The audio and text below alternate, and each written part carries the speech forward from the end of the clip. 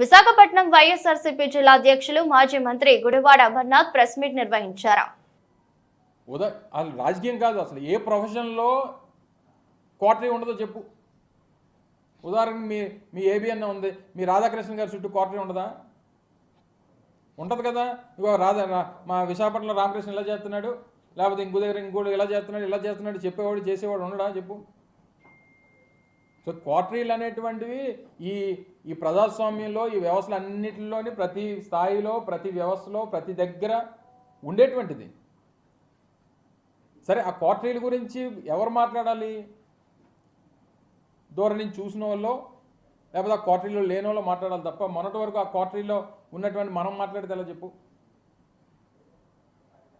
ప్రజలు హర్షిస్తారా? ఒప్పుకుంటారా? సో ఇవన్నీ కూడా ఆలోచించి మాట్లాడుంటే బాగుండేది. సరే, ఇంకా పార్టీ నుంచి రాజీనామా చేసి వెళ్ళిపోయిన తర్వాత అంతకంట ఇదిగా మాట్లాడతారని అనుకోవడం మన అమాయకత్వం అంతే.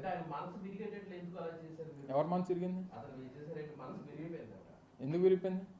ఇంకెవరి మీద ఎప్పుడన్నా ఇంకొల మీద ప్రేమ పుడితే మన మనసులు విరిగిపోతుంటాయి. అదే మాకు తెలియాలి. నువ్వు ఆయన అడగాలి, నేనే చెప్తాను. చేసుంటారు. పార్టీలో పనిచేసినప్పుడు వివిధ హోదాల్లో వివిధ స్థానాల్లో పనిచేస్తుంటాం. ఇప్పుడు నీకు ఒకరి మీద మనసు ఇరిగిపోయిందని అంటే ఇంకొక మీద ప్రేమ పుడితేనే ఇక్కడ మనసు ఇరిగిపోద్ది. అది ఎవరి మీద ప్రేమ పుట్టిందో, ఎవరి మనసు దేనికి ఇరిగిపోయిందో అనేటువంటి త్వరలో తెలుస్తాయి మనకు. అవన్నీ చూస్తాం కదా రాజకీయాల్లో. నిన్న కూడా వారు మాట్లాడుతూ చెప్పారు. ఏం చెప్పారు? ఈ రోజు వరకు ఏ నిర్ణయం తీసుకోలేదు అంటే, ఈ రోజు అంటే నిన్నటి వరకే కదా. సరే, నేను అవన్నీ నా నిర్ణయం కాదు కదా. సో ఏదేమైనప్పటికీ మనసు విరిగిపోవడానికి, లేకపోతే ఇంకోటి అయిపోవడానికి వైఎస్ఆర్ కాంగ్రెస్ పార్టీలో ఉన్నంతకాలం అత్యంత కీలకమైనటువంటి స్థానాల్లో వారు పనిచేశారు. సరే, వారు మాట్లాడినప్పుడు, ఢిల్లీలో మాట్లాడినప్పుడు నేను ఇంక రాజకీయం మాట్లాడదలుచుకోలేదు, వ్యవసాయం మాత్రమే చేస్తానని చెప్పారు. సరే, అలాగే అనుకున్నాం. మరి నిన్నటి పరిస్థితులు అయితే దానికి భిన్నంగా కనిపించాయి నాకైతే.